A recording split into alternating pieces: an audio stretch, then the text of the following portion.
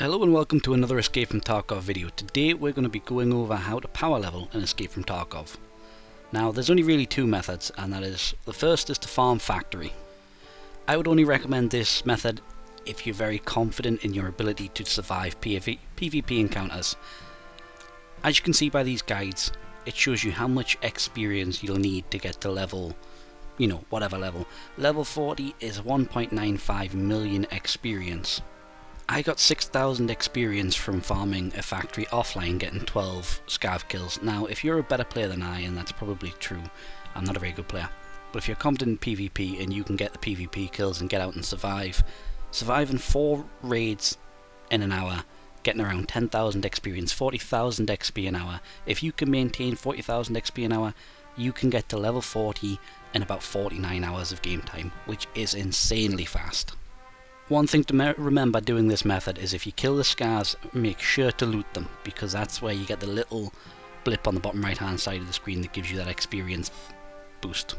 Now the second method, which is my preferred method, is doing the quests, because you need to do the quests to unlock a lot of rewards anyway, and you need to do them to get the loyalties up.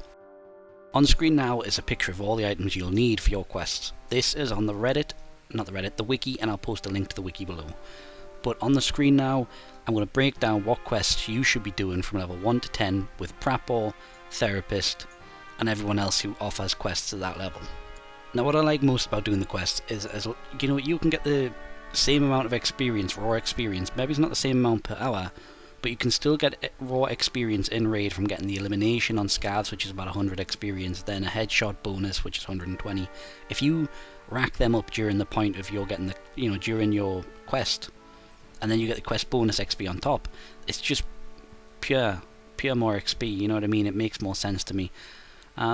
Looking at all the quests, I've added them all up, and if you do every single quest in the game that gives experience, you will get 2.3 million experience, which is more than enough to make you reach level 40.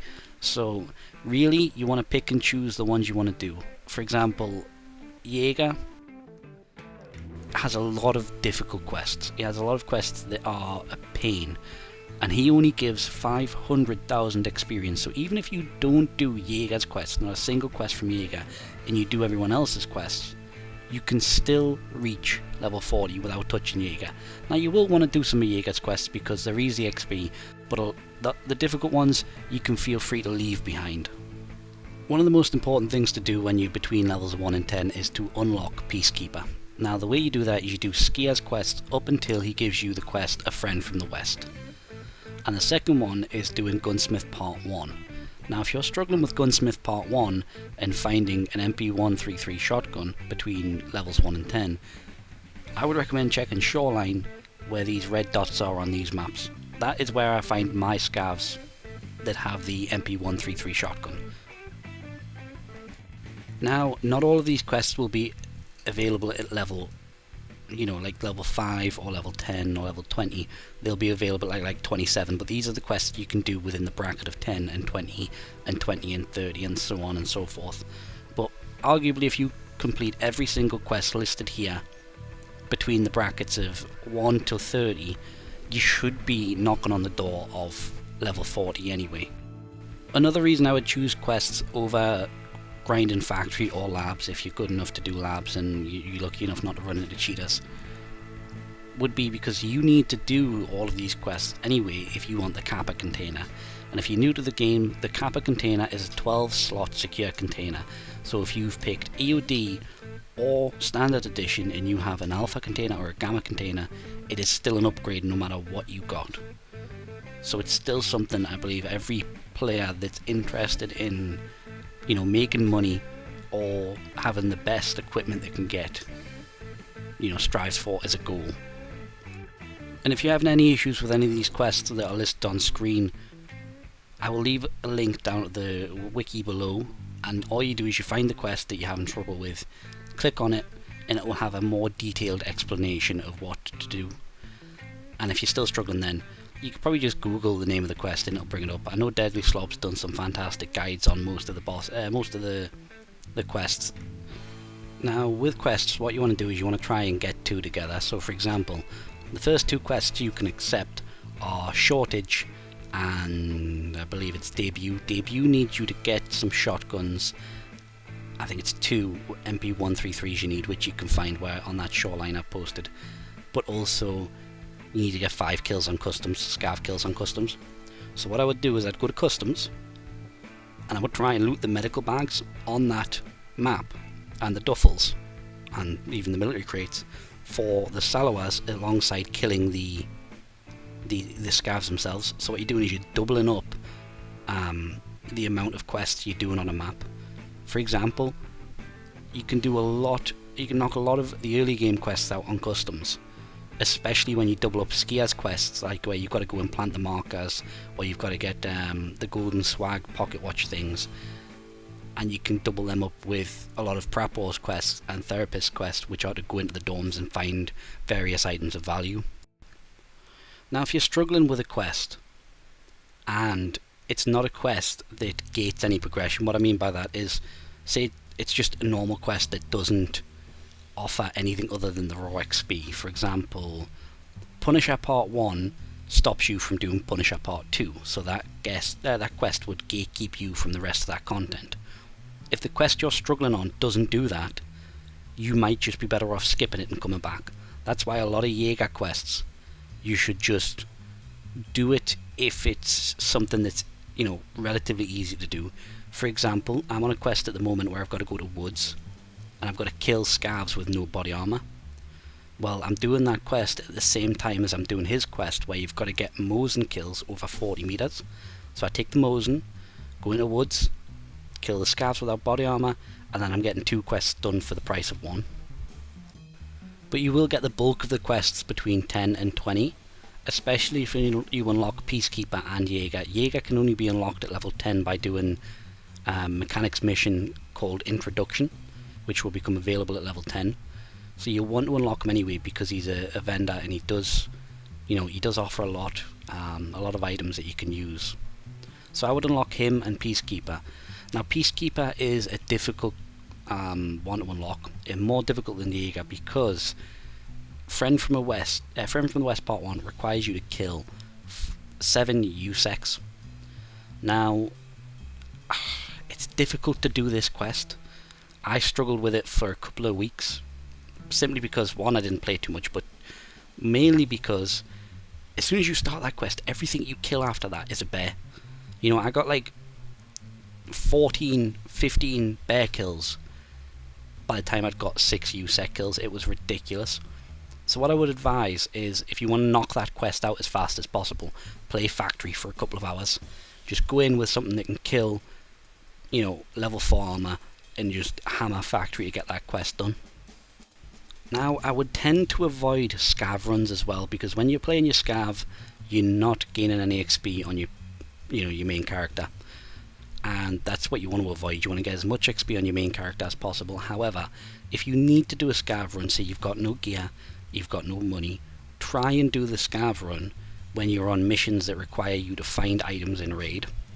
So, you know, the mechanic has a lot of these items where you've got to find graphics cards, you've got to find all sorts. Try and knock out, you know, later quests with those scav runs you're doing for money, because then you're not wasting time and losing out on XP, because you're going to gain that XP back in quests you do later on.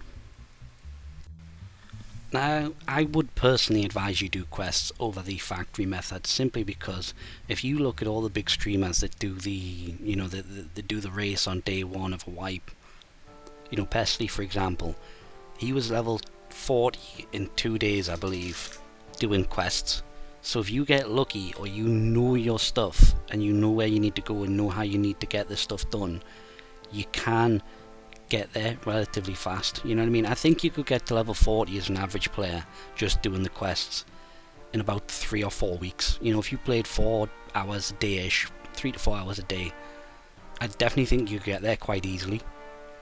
And I think the problem with the factory method is it isn't sustainable if you're not a god tier player. You know, if you die 3 or 4 times and only survive 6 times, you've lost your XP per hour, and you've also lost the gear, and you need to recoup that gear and go in again.